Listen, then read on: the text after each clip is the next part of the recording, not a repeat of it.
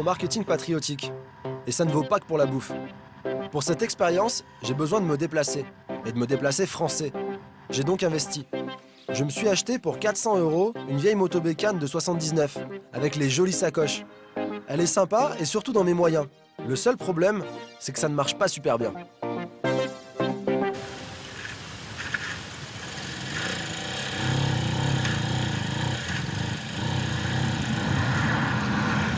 Un échec douloureux.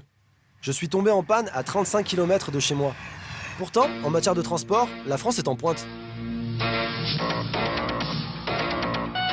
Qui construit le TGV? C'est nous! La France est même un vrai pays de transport, de voitures surtout. On fabrique des véhicules reconnus et qui à une époque étaient même enviés.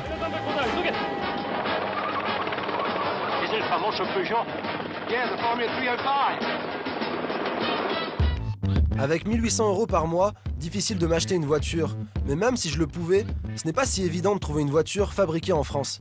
Aujourd'hui, les constructeurs français fabriquent plus à l'étranger que dans l'Hexagone. Prenons l'exemple du groupe Peugeot-Citroën. En 2003, PSA a assemblé 1,8 million de véhicules dans l'Hexagone, soit 61,5% de sa production mondiale. Et l'an dernier, la part française ne représentait plus que 33,1%, soit 939 000 voitures. Bonjour. On est journaliste, on va interviewer le patron. Caribula, nous voilà pris. Très bien. Je suis à Sochaux, sur le plus grand site industriel français, pour demander au patron de Peugeot pourquoi il fabrique de moins en moins de voitures dans l'Hexagone.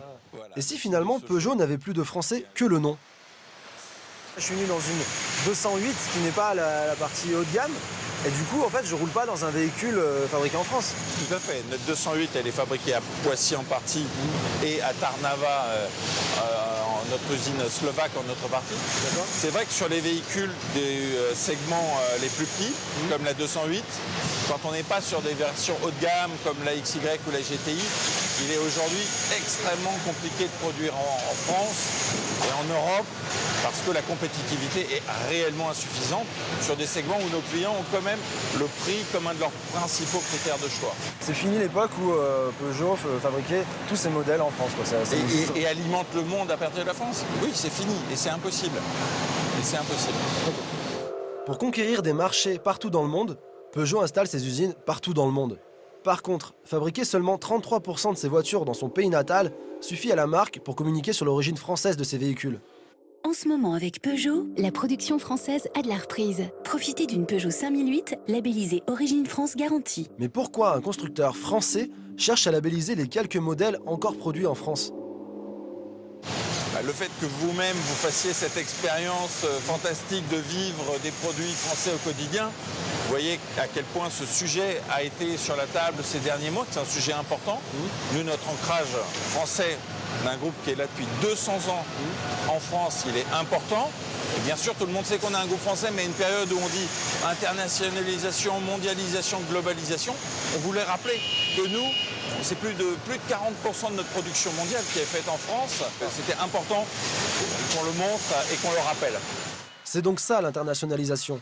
Un constructeur français qui fabrique de plus en plus à l'étranger et emploie de moins en moins en France communique sur le fait qu'il fabrique encore un peu en France. Mais Renault, l'autre constructeur français, va encore plus loin. Il ne fabrique plus que 18% de ses véhicules en France et ne cherche pas à avoir le label. Inutile quand la publicité et un bon slogan laissent penser que tout est fait en France. La French Touch revient chez Renault. La touche française, quoi. Ce qui est dommage, c'est que ce modèle est seulement fabriqué en Espagne et en Corée du Sud. La French Touch revient chez Renault. La touche française, quoi. Il y a une leçon à retenir. Si une entreprise française agite bien fort le drapeau devant vous, ce n'est pas forcément bon signe. Alors, vous vous demandez peut-être si votre voiture française est vraiment française? Eh bien, jouons. La Renault Twingo. Non, fabriquée en Slovénie. La Peugeot 208. Non, fabriquée en Slovaquie. La Renault Clio. Non, enfin ça dépend.